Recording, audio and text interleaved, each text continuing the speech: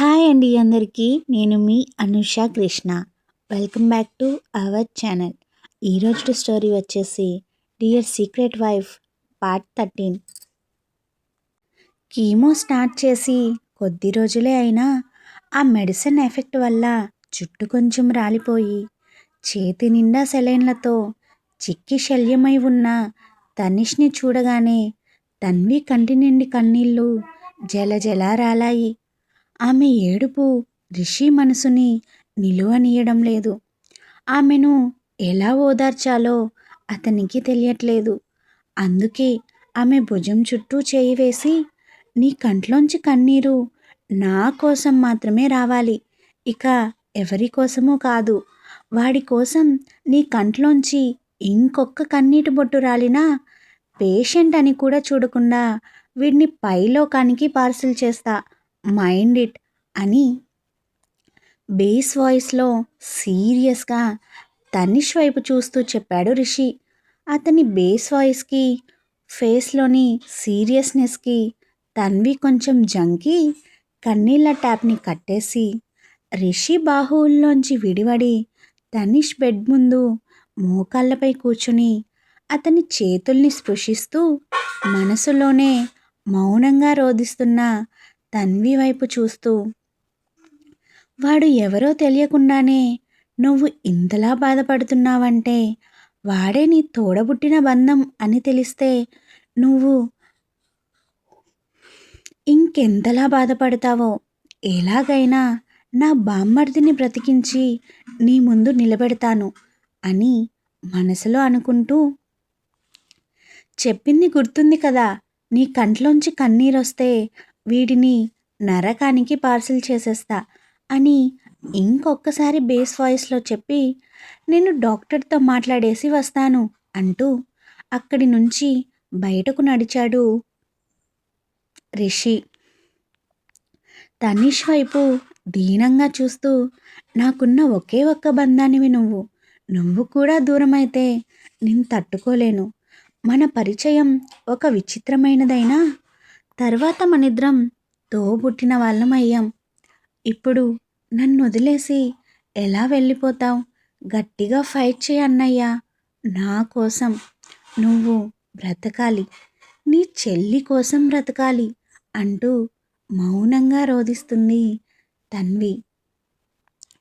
Rishi doctor దగ్గరకు వెళ్ళి Tanishq condition గురించి మాట్లాడుతున్నాడు. కావాలంటే అబ్రాడ్ నుంచి డాక్టర్ని పిలిపిద్దాం, ఎలా అయినా తనకి క్యూర్ అవ్వాలి అని రిషి మాట్లాడుతూ ఉంటే, డాక్టర్స్ తనిష్ కండిషన్ చాలా సీరియస్, ఇంకో 2-3 కీమో సెషన్స్ తర్వాత మీరన్నట్టే పిలిపిద్దాం అని చెప్తూ ఉన్నారు. అప్పటి వరకు రూమ్ బయట ఉండి రిషి ఎప్పుడెప్పుడు బయటకు వెళ్తాడా అని ఎదురు చూస్తున్న ఆదిత్య రిషి బయటకు వెళ్ళగానే రూమ్లోకి దూరిపోయి తన్వి చేయి పట్టుకొని బయటకు లాక్కెళ్ళాడు. ఆదిత్య అలా లాక్కెళ్తుంటే, వదలండి ఆదిత్య గారు అని తన్వి అరవబోతుండగా తన్వి నోరు మూసేసి ఒక కార్నర్కి తీసుకెళ్ళి తన్వి ఎదురుగా నిలబడి, అసలు ఏమైంది తన్వి నీకు? ఎందుకు నువ్వు ఆ మాన్స్టర్ రిషికి సపోర్ట్ చేస్తున్నావు అని ఆదిత్య సీరియస్గా అడుగుతుంటే, నాకేం కాలేదు ఆదిత్య గారు, నేను మా అన్నయ్య కోసమే ఆ రిషికి సపోర్ట్గా మాట్లాడాను నైట్, అంతే, అంతకు మించి ఇంకేం లేదు అని తన్వి చెప్పడంతో తన్వి మెడలో ఉన్న తాళిని అతని చేతిలో హోల్డ్ చేస్తూ, దీన్ని ఎందుకు ఇంకా నీ మెడలోనే ఉంచుకున్నావు? వాడంటే నీకు ఇష్టం లేదు కదా? దీన్ని తెంపేసి నాతో పాటు వచ్చేస్తే మనిద్దరం పెళ్లి చేసుకుందాం. తనిష్ని బ్రతికించే బాధ్యత నాది అని చెప్పాను కదా. ఇంకా ఎందుకు ఆ రిషితోనే ఉన్నావు?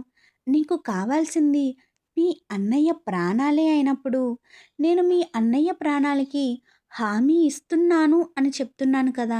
ఇంకా ఎందుకు వాడితో పాటే ఉండడం? ఈ 3 మూరల తాడుకి నువ్వు వాల్యూ ఇస్తున్నావా అని ఆదిత్య అడుగుతుంటే, ఆదిత్య చేతిలోంచి ఆమె తాళిని విడిపించి, ఇది 3 మూరల తాడు కాదు, పవిత్ర బంధం. ఇది ఎలా నా మెడలో పడినా దీన్ని నేను గౌరవిస్తున్నాను. అందుకనే నేను రిషితో పాటే ఉండడానికి నిర్ణయించుకున్నాను. ఒక సంవత్సరం ఒక సంవత్సరంకి మా అగ్రిమెంట్ ఉంది, నిజమే. కానీ ఈ సంవత్సరం తర్వాత ఎలా మారుతుందో తెలియదు కదా. మేబీ నేనే రిషి ప్రేమలో పడిపోతానేమో, లేదంటే రిషిని నన్ను ప్రేమించేలా చేసుకుంటాడేమో తెలీదు. ఈ సంవత్సరం తర్వాత మా జీవితాలు ఏ మలుపు తీసుకున్నా నాకేం అభ్యంతరం లేదు. నాకు కావాల్సింది మా అన్నయ్య ప్రాణాలతో ఉండడం, అంతే. ట్రీట్మెంట్ రిషి చేయిస్తాను అన్నాడు.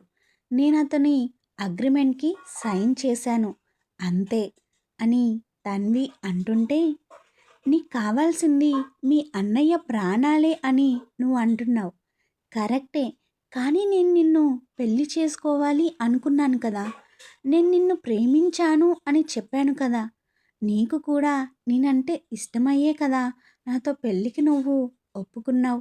ఇప్పుడు నన్ను ఇలా విరహ వేదనకు వదిలేసి నువ్వు తనతో కలిసి ఉంటాను అంటే నేను ఎలా తీసుకోగలను చెప్పు అని ఎమోషనల్గా అడిగాడు ఆదిత్య. తన్వి చిన్నగా నవ్వి, ఆదిత్య గారు, మీరంటే ఇష్టమని నేను చెప్పలేదు. రిషి నాకు పెట్టిన కండిషన్, తనతో అగ్రిమెంట్ మ్యారేజ్ చేసుకుంటే మా అన్నయ్యను క్యూర్ చేసి నా ముందు నిలబెడతాను అని. ఇదే విషయం మీకు తెలిసినప్పుడు మీ ప్రేమ విషయం బయటపెట్టి నా లైఫ్ స్పాయిల్ అవ్వకూడదు అని చెప్పి మిమ్మల్ని పెళ్లి చేసుకోమని అడిగారు.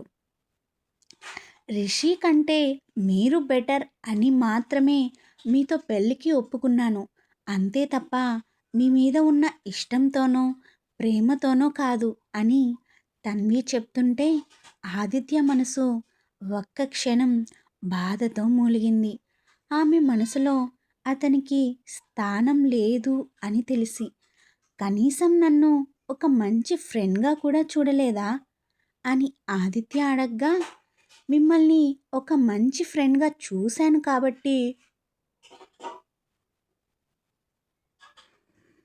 ఒక మంచి ఫ్రెండ్, ఒక మంచి హస్బెండ్ ఎందుకు కాకూడదు అని ఆలోచించాను కాబట్టే మీతో పెళ్ళికి ఒప్పుకున్నాను, అంతే అంది తన్వి.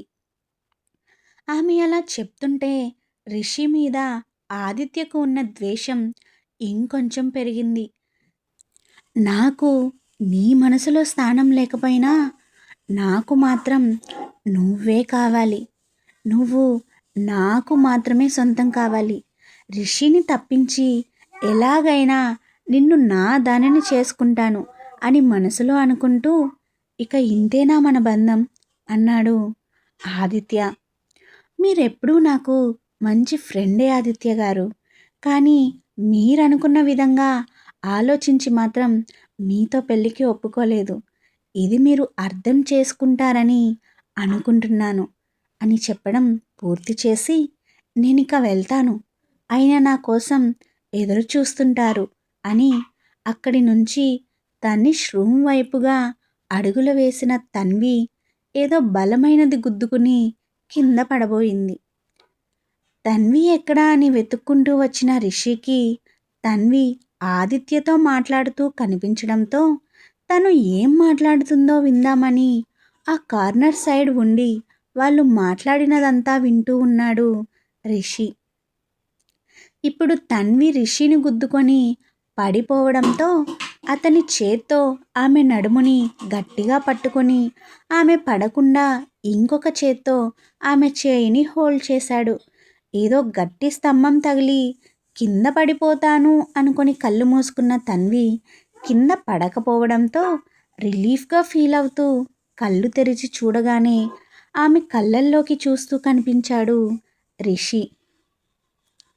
ఆదిత్యతో మాట్లాడడం చూసిన రిషి తనని ఎక్కడ తప్పుగా అనుకుంటాడో అని భయపడిన తన్వి అది రిషి గారు అని ఏదో చెప్పబోతుంటే రిషి ఆమెను మాట్లాడనివ్వకుండా ఆమె చేయి పట్టుకుని అక్కడి నుంచి తీసుకెళ్ళిపోయాడు. ఆదిత్య వైపు కాల్ చేసేలా చూస్తూ. ఆదిత్య మాత్రం రిషిని కచ్చిగా చూస్తూ, చాలా ఈజీగా నా తన్విని నా నుంచి లాగేసుకున్నావురా. దీనికి నీకు తగిన గుణపాఠం చెప్పే తీరుతాను. తన్వి ఎప్పటికైనా నాదే, నాకు మాత్రమే సొంతం అని అనుకుంటూ ఉన్నాడు. తన్వికి రిషి మీద మంచి ఒపీనియన్ లేకపోయినా, వాళ్ళది అగ్రిమెంట్ మ్యారేజ్ అయినా కానీ రిషి తనని బ్యాడ్గా అనుకుంటాడేమో అన్న థాట్ కూడా తన్వికి నచ్చలేదు. మేబీ మాంగళ్య బంధంలో ఉన్న బ్యూటీ ఇదేనేమో. తన్వి తనీష్ సొంత అన్నా చెల్లెళ్ళైతే అనాథలుగా ఎందుకు పెరిగారు? తెలుసుకోవాలి అంటే subscribe. This is Anusha Krishna signing off.